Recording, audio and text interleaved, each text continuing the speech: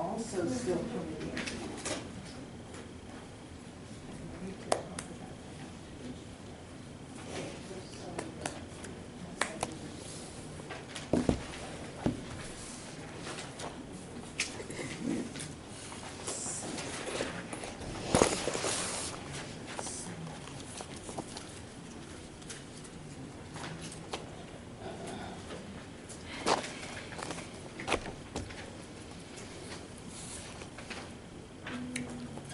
Okay, so this is our Reading Center report, sent one from Tuesday. So just a reminder that it's up here for you to check it. Before we get started, I just want to make an announcement. I try to make this same announcement to all my classes, so I know I've said this to everybody. I'm just looking at the grade book, which is not the neatest thing in the world, but I'm noticing, like I said, about the homework, I'm noticing a lot of people that are getting a lot of holes here, okay? Now, when, again, when I do, these are the penciled in ones that some of you have back, and these penciled in ones you can turn in again today if you want. But I'm noticing a lot of holes, both with stuff, the blue ones are homework that just hasn't, people were here and they just didn't turn it in. Now, what I do with this is every week or so, I'm kind of behind, as you can see, this person is missing 2 homeworks. Because that date has long passed, I'm going to go back in here, and these are going to become zeros. The reason I don't do that right away is maybe the person was absent, and if you're absent, you have a week to turn stuff in. So sometimes I kind of get behind. Even people who have been given extra time to do it are not. These are the underlines. People aren't, again, remember what I said at the beginning of the class. People don't fail my classes because they get bad grades. They fail my classes because they don't turn the work in. Or I give it back to them to do, and they don't turn it in by the deadline, okay?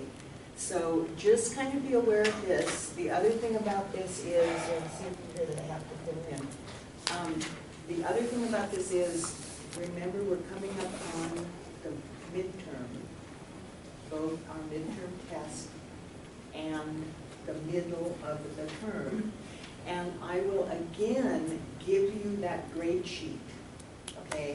So again, be aware of that.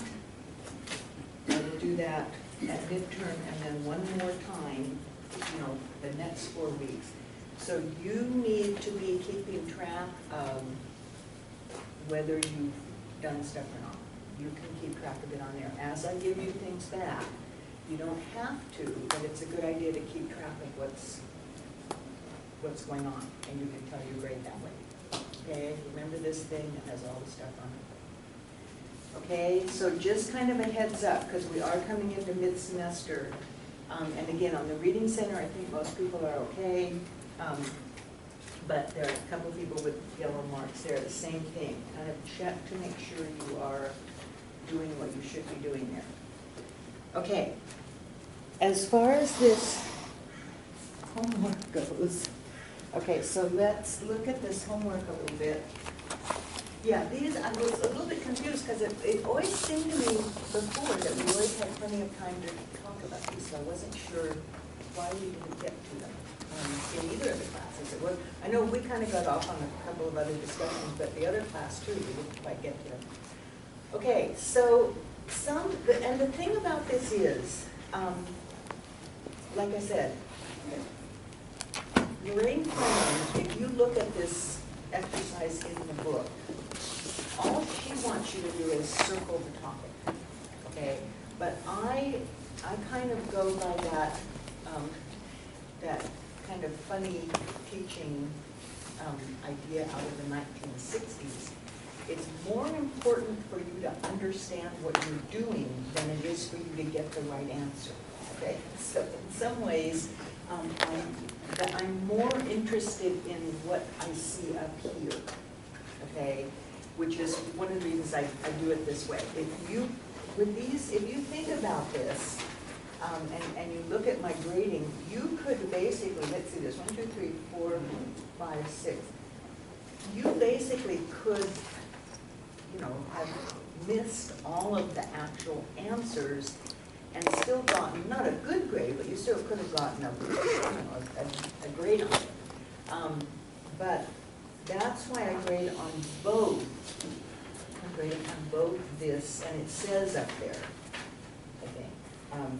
You will be graded on both your annotating, highlighting, and your circle answer. So that's why I kind of wanted to go over these, because a number of people got the right answer, but I wanted to make sure, and some people just didn't do it. Some people just wrote a big question mark, okay? So obviously, this is one of these things with two proper names, two people's names. So as we look through it for our repeated or referred to things, what are those, obviously? And I apologize to the people who did get this right. I wrote a little note on their thing that we would discuss it. So what are the two, what is the topic? Sandra? Is Heloise and Abelard. Yeah. Heloise, that's pronounced Heloise and Abelard. Yeah, they're unusual names. We do sometimes see this name in English. There's a woman who has written a column for a women's magazine for years, and I think her mother wrote it before, whose name is Heloise. She's probably the only person I've heard of in America that has that name. This name I had never heard in modern times. They're very old-fashioned names. Until last semester, I had a student in one of my classes named Abelardo. So that was the Spanish version of this. So I'm kind of guessing that it's maybe more popular to name someone Abelardo in Spanish than it is in we don't hear Abelard so much. And there's the name, you can shorten it to Abe. Well, Abe is usually, that could be if somebody uses that as a nickname. Usually the nickname Abe is for what name? What are people usually named who have a nickname with Abe? Like Abe Lincoln, what was his one? Abraham. Yeah, more often Abe is a nickname for Abraham, but yeah, it's possible that somebody named this because it's so unusual. My little brother, my younger brother, Is my Abraham. baby brother, Yeah. is Abraham. Yeah, And yeah. today's And his do they birthday. call him Abe? Yeah. So one of the things about naming people after historical characters is you probably hold off of naming your baby after somebody who's going to have this happen to it, right? That's maybe one of the reasons we don't hear so many people name this. You tend to say, well, I want to name my baby that because it might be bad luck, okay? So what I was looking for here, and what I just wanted to point out, I'm not going to go do the whole thing like I did before, but is there a list? And if so, what kind of list in it is it? That's what I'm really kind of emphasizing right now along with this topic idea. Do we see any of these addition transitions? And remember last time we talked about two types of those.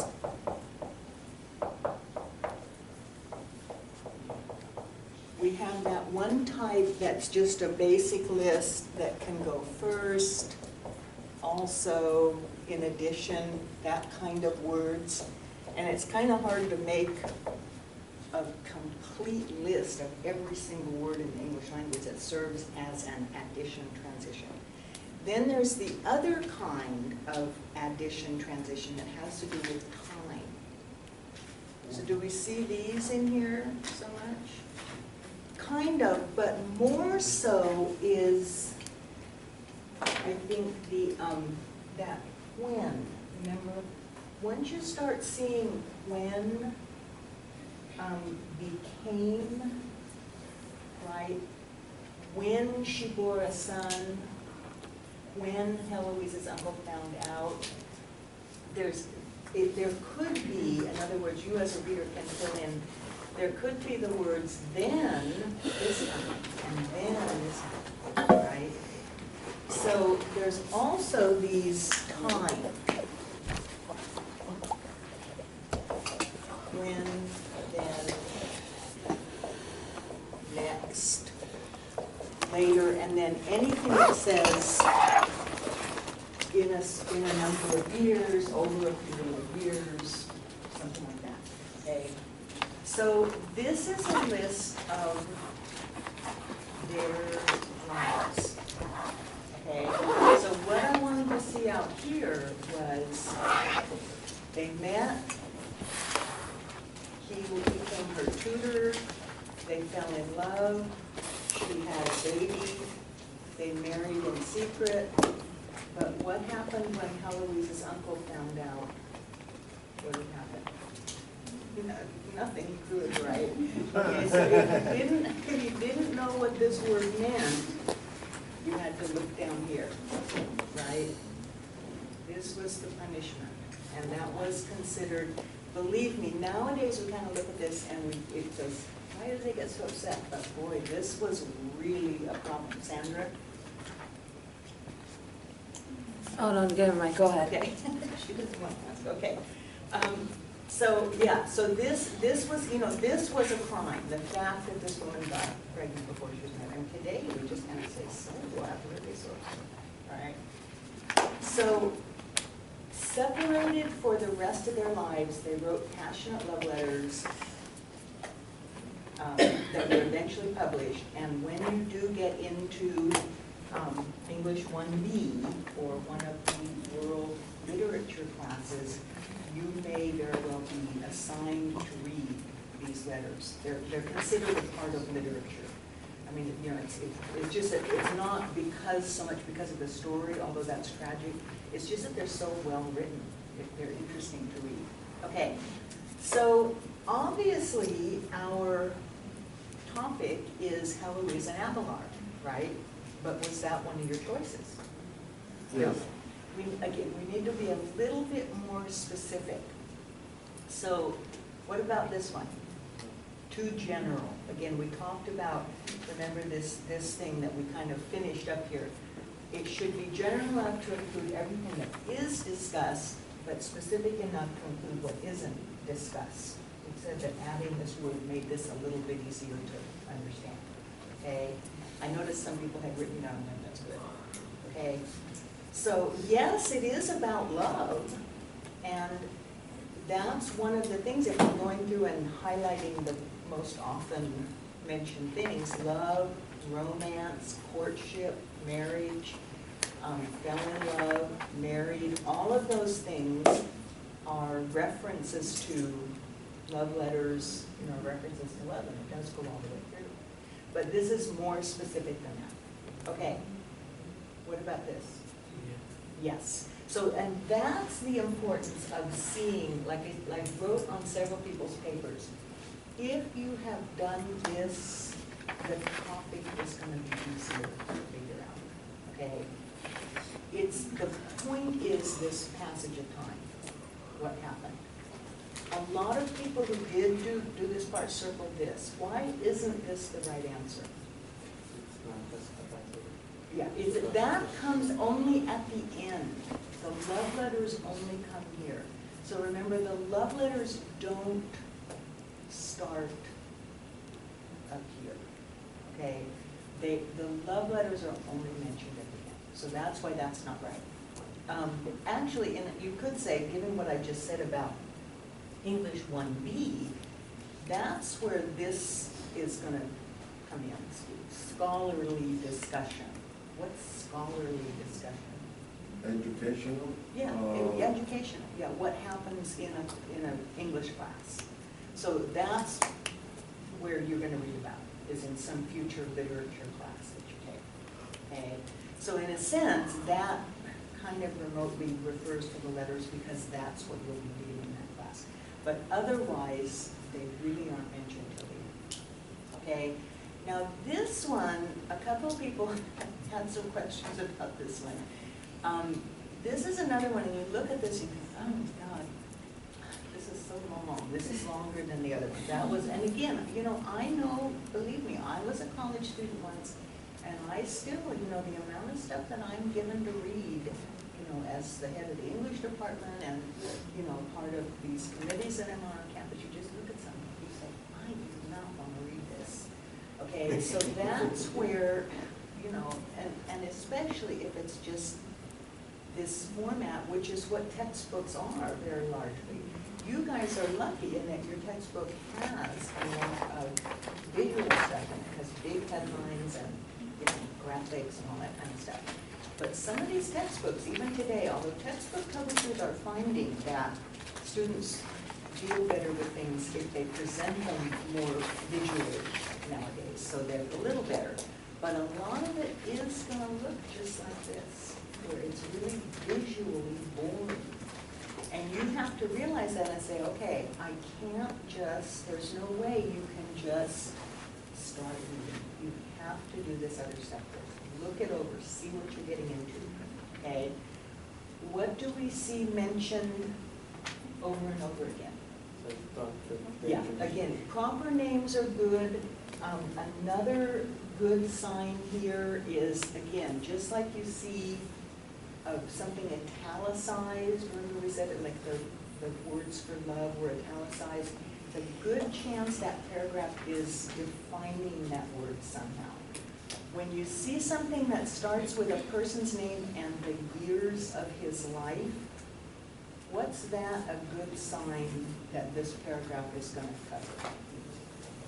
That, Yeah, Sandra?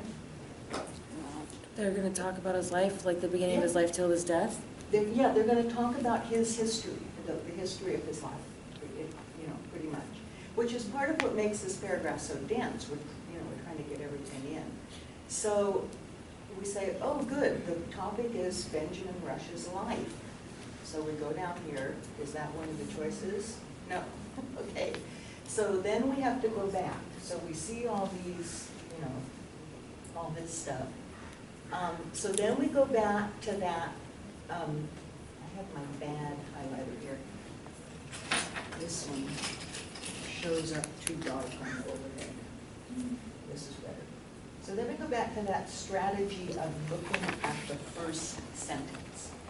He was one of the first to argue that mentally ill people should not be punished for the crime of being sick.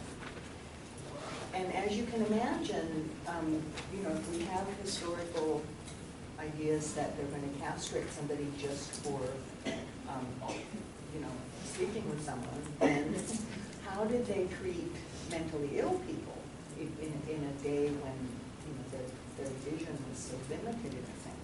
This is quite a bit later, but it's still not modern, right? That's another thing you want to, this gives a date. What would be the 12th century? What would be the years that they were alive? Remember, this is the 21st century and we're in the 2000s. So the 12th century would be, you don't think about this as a date, right? They would have been alive in the 1100s, right? So that's way back, okay? But just trust me, as someone who has studied literature and studied history, a lot of the medical and social ideas haven't changed all that much in 600 years. There's still some really old-fashioned ideas, okay? Someone in the other class asked me, she said, did this really happen? And I said, yeah, this is what we're reading in here. We're not reading fiction. Remember fiction from one of your very early vocabulary quizzes? Fiction is stories. Fiction is Harry Potter, which didn't really happen. But this stuff is all true, okay? So yeah, this is what they thought back then. They honestly, they didn't know what we know about medicine today. They thought this was the way to do it, okay? So if we read, okay, in 1745, the early 19th century, mentally ill people were punished. Back to your old wives' tales. Remember the full moon, all that kind of thing. If you were mentally ill, they locked you up there was no other treatment. You just weren't allowed out in society. But he believed that they shouldn't be punished. So if you read that, again, if you read the first sentence and try to answer this, what might you think it's going to be about? He's one of the first to argue. What question comes up from that sentence?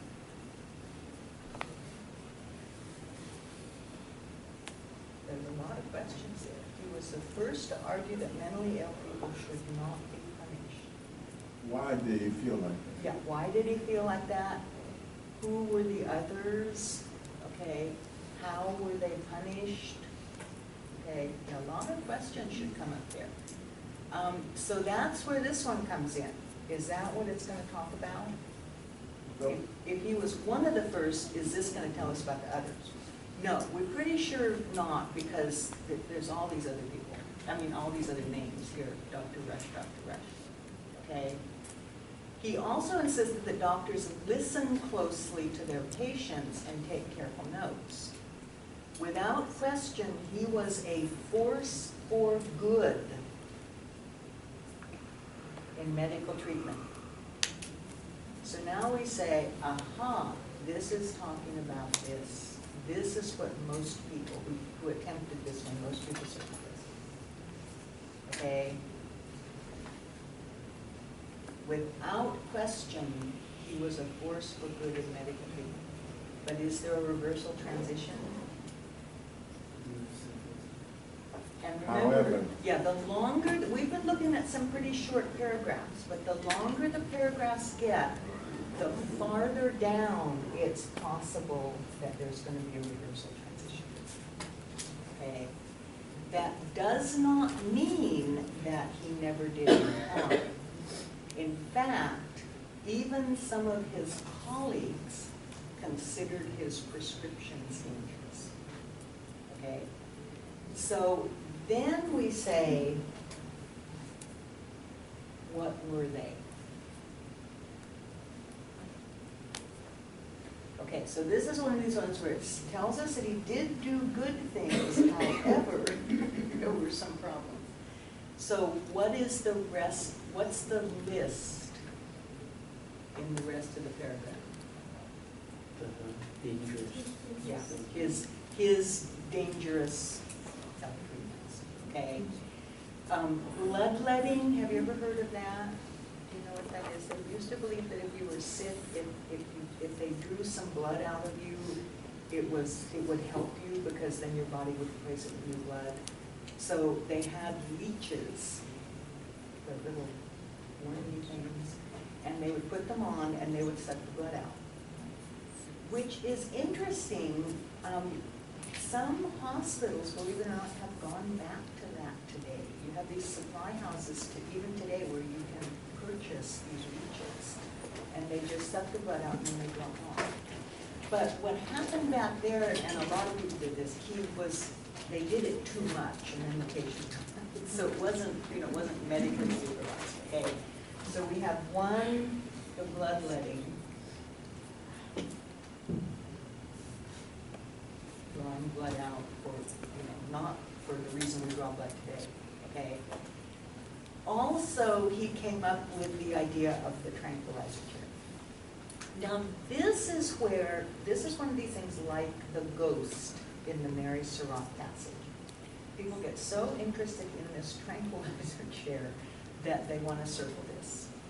But is that the topic of the whole paragraph? No, because it isn't mentioned till right here. So the tranquilizer chair isn't mentioned up here.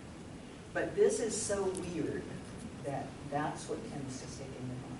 So again, that's one of those things you've got to get over. Bloodletting and the tranquilizer chair. Okay, what's the third one?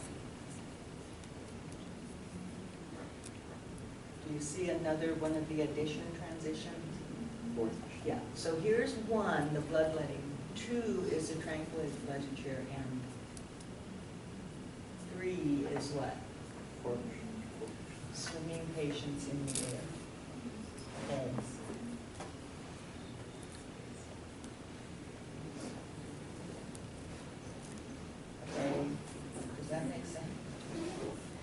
pretty crazy to us today.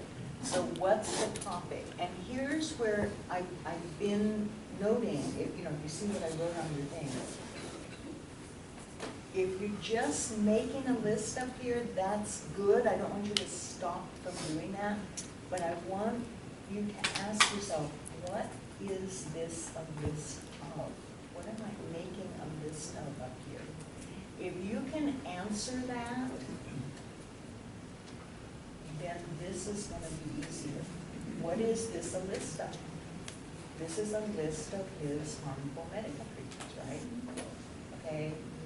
And that's what the main part of the paragraph, after the idea that he did do some good things, that's the main part of the paragraph. Does that make sense? So again, this was a really good one to see all these things, something repeated throughout, a reversal transition, a good, clear verse also in addition. And then some answers that all look right. Those are all mentioned, but they're not the top. Okay, so you can go ahead and turn that in again.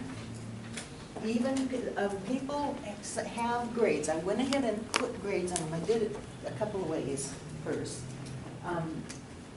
If you have a grade and you would like a better grade and you have made some changes, you can turn that in anytime before the end of the class today.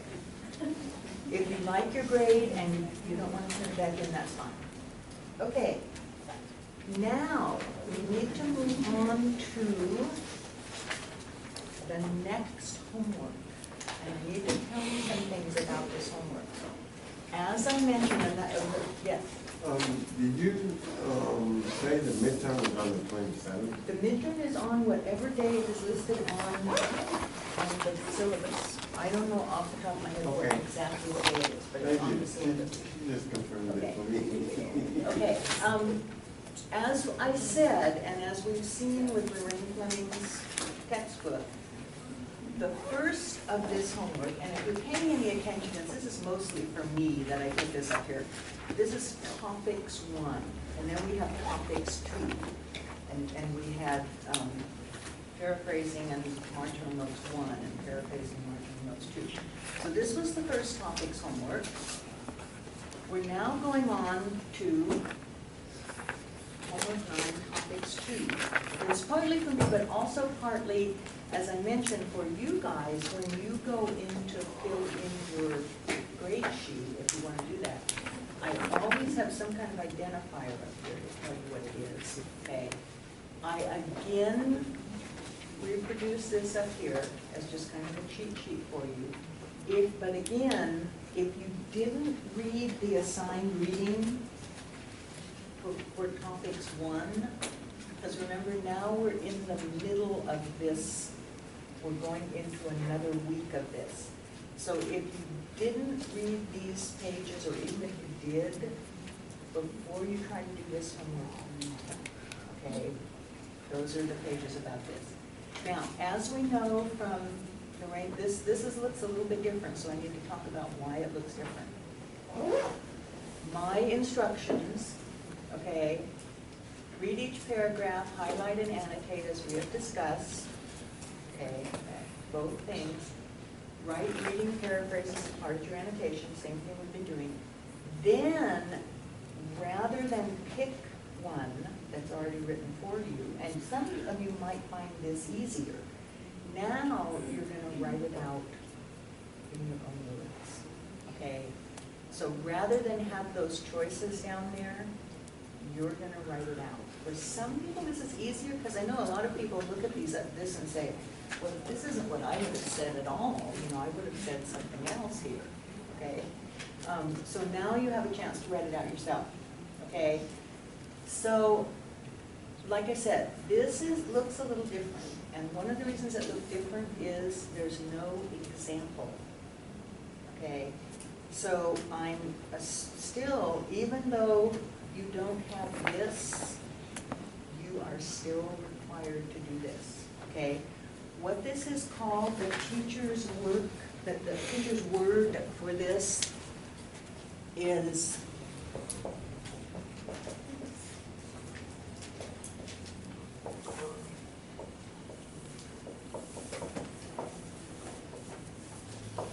Taking away the scaffolding. So what do I mean when I say, I was giving you homework that looks like this, now I'm giving you homework that doesn't have an example. What I'm doing is taking away the scaffolding. Slowly, little by little. What, anyone know the word scaffolding? What does that mean? What, anyone know it in outside the teaching? Scaffolding, doesn't that contain It's a tool. construction? Yeah, it has to do with, yeah, It's a good, tool. it has to do with construction. Right, yeah, just what both Louisa said. It's that stuff that you, when you're building a tall building, while they're working on it, they have the places where the workers can get up to work on it. You know, all that stuff that's outside the building while they're still working on it or still painting it. So when the building is finished and it can stand by itself, they take the scaffolding away. Exactly. So that's the metaphor, and these words can all go on your vocabulary list. That's the metaphor in this teacher's use of it. I'm taking away this help, this support that you have, because I want you to stand by yourself. Does that make sense? You can do it, and you have all these. Go back and look at this. You have millions of places now to look and see. You can't just go, oh, I don't know what to do. You know how to do this, okay? So what's a metaphor? What do I mean when I say teachers are using the construction metaphor when they say taking away the scaffolding? Comparing it? Comparing, yeah. A metaphor is using something that's familiar to people. We're kind of familiar with that stuff that goes up on buildings, and using that So to that makes it explain- easier to remember. Yes, to explain what I'm doing. I'm taking away the scaffolding, I'm taking away the support little by little. Because when, no, but you're not gonna fall, because as I said, you have all these resources. But when you get, like I keep saying, when you get out into the real world, and here's this 5 chapters that you have to read in sociology, you know, your 322 teacher isn't gonna be there to go and say, okay, what's the most repeated thing? You have to have that yourself. You have to be able to do that yourself, okay? So same thing, do some highlighting, look for lists, look for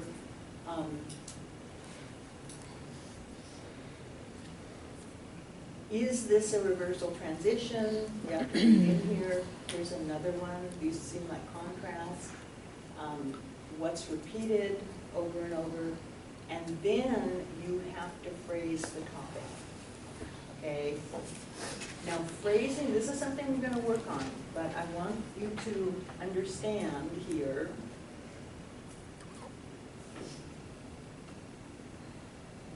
this is a really important clue for you when you're writing a topic. Remember, the topic is a thing. So you're not paraphrasing this, you're not writing a complete sentence here. We're just looking for the topic. Does that make sense? It's different from that other homework page. You notice there's only one line here instead of 2, which is that for the paraphrasing. This is just going to be a thing or things. So again, look back at this if you have to. These things that you were choosing here are not complete sentences. These are things. So if it helps you to get this homework out and hold it against here, do it. Okay? This homework that you just, well, you won't have it if you turn it in again, but open the book, okay? This needs to be a thing or thing. Actually, if you want it back, I could grade it today and try to get it back to you. That's probably a good idea. I can do that while you guys are working. Okay? Yeah, these are things. Sometimes it's more than one thing. Sometimes the thing is a phrase. Edison's rivalry with Westinghouse, that's a thing, but it's not a complete sentence. the genius of Thomas Edison. So these need to be things. This is the way you can test it. This paragraph is about what? This paragraph is about height changes during puberty. This paragraph is about creation of coal. If you, the beauty of that test is, if you try to fit a complete sentence in there, it's not going to work. You wouldn't say this paragraph is about Greeks use different words for love. That's not a grammatically correct. But you kind of throw us off because, you know, you wrote a new line, Yeah. so we're looking for one word. No, you're looking for a thing. You're not looking for one word. Then again, that's the vocabulary quizzes. That's a different exercise, okay? Defining a vocabulary word is a different exercise from this. That's what you're thinking of, where I want you to keep it as short as possible, one word if possible. But even then, you sometimes come up with a phrase. But in both of them, though, there is a connection. You're looking for a thing rather than a complete sentence. Okay? Yeah, and some of these, like you see, some of these are, you know, they're not just one sentence. The Greeks and their worldview, but they're still not capital letter at the beginning, period at the end. They're still things. Okay? So same thing, I'm throwing you out there to give this a try. Try to come up with a thing or things, but not a complete sentence. Okay? And again, if the easiest thing is going to be to not try to do this first, do your work up here, and then it's going to come clear what it is. Okay? All right, so go ahead and hand this homework out, and then like I said, what I'll do is I will, when you turn this, why don't you go ahead and pass that other homework forward and turn it back in. And then, if you've corrected it, you can also give it to me. And then I'll look over these again and get them back to you so that you will have them used as a model for this stuff.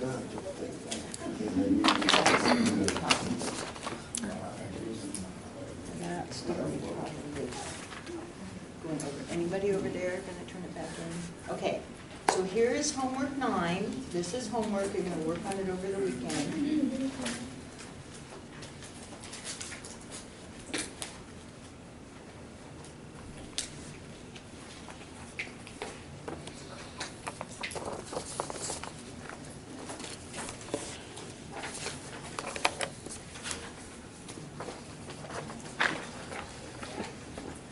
Okay, so now we need to move on toward the reading and writing exercise. First, we have a vocabulary quiz, as usual. We are now through with, I'm making sure on my little list, I'm making sure I'm going through everything. Okay, we are now through with the presentation in the chapter 2, which, you know, that vocabulary chapter, which we've been working through. All of these vocabulary quizzes are coming out of that vocabulary chapter in your book. We're now through with the word part introduction. Okay, so all those little boxes at the top of these quizzes with word parts in them. She's not going to introduce, she and I, the white button and I, I'm not going to introduce any more to you, because you've now covered all the ones that she had in the little charts. However, remember, and I didn't bring my book with me today, because I had too much stuff to carry, but remember that on page 68 of your textbook, okay, is a big list, if you would like to use it. I'm not sure how helpful it is, you know, in these short in-class quizzes, because it's a huge list and it has more parts on it than I actually work on. But I notice sometimes people like to have it open.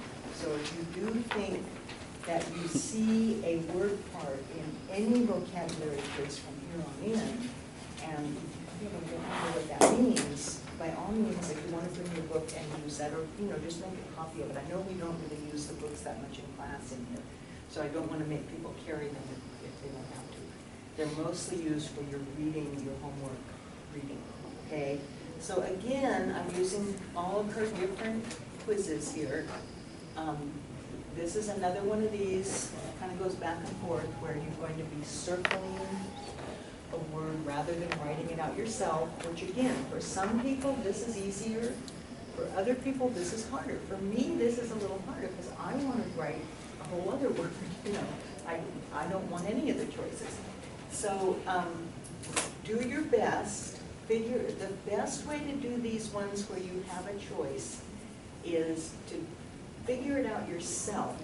What would I put if I were going to, if I had a place to put it in? And then pick the one that's closest to it. Okay? So use the context to determine an approximate meaning.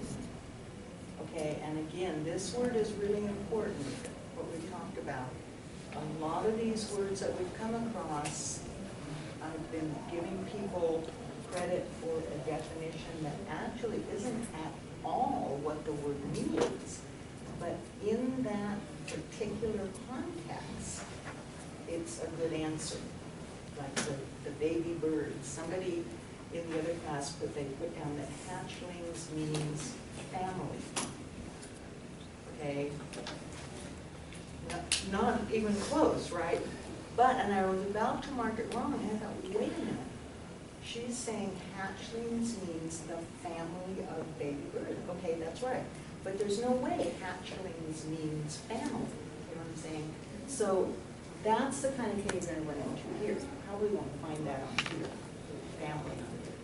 But we're trying to get an approximate meaning that will allow us to go on reading. In your next paragraph, if you come to the word again and you say, wait a minute, that can't possibly mean family. Now I see it means baby birds, but you can keep on reading, okay? So this first one says, although some smokers are, how do you pronounce this word? Can you sound that one out?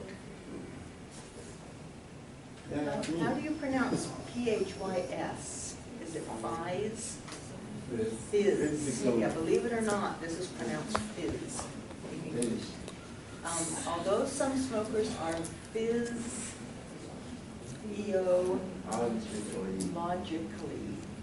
physiologically addicted to cigarettes, others, meaning other smokers, suffer from a dependence that is more of the mind than of the body. Okay?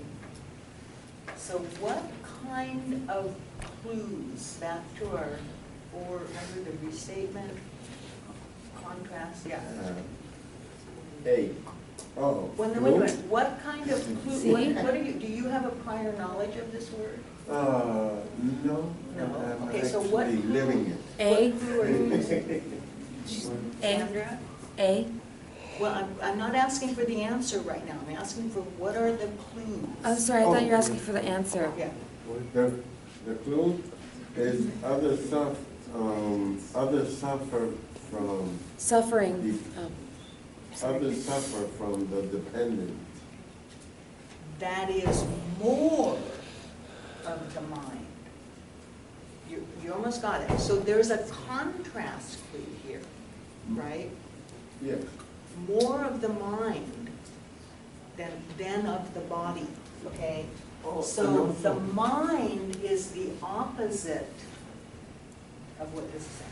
Also, when you mention mind, you automatically start thinking about mental. Yeah. So this is, it's more, that's a good rephrasing of this. It's more mental than, and this is where it groups. Sorry. Wait till the end of the semester. You're not going to be able to read anything. I get so mixed up. More, and that's where we come to the answer, more mental than physical, right? Yeah, so there's a contrast move, does that make sense? Yes. Some people do already know the word physiological. There's that word part that we all know what physical education is, right? It means education of the body, sports and stuff, okay? And we also could have prior knowledge, remember, of the situation going on here. If we know somebody who isn't, it's not necessarily that they are addicted to nicotine, which we keep hearing is a very real thing, but they just wanted to keep doing it, okay? So yeah, now, this is the answer. Again, you know, this is what I said at the beginning, it's more important to understand what you're doing is to get the right answer, okay? Why might somebody pick, why does Lorraine Fleming have this answer on? What's she thinking? So it's like stupid. Somebody is gonna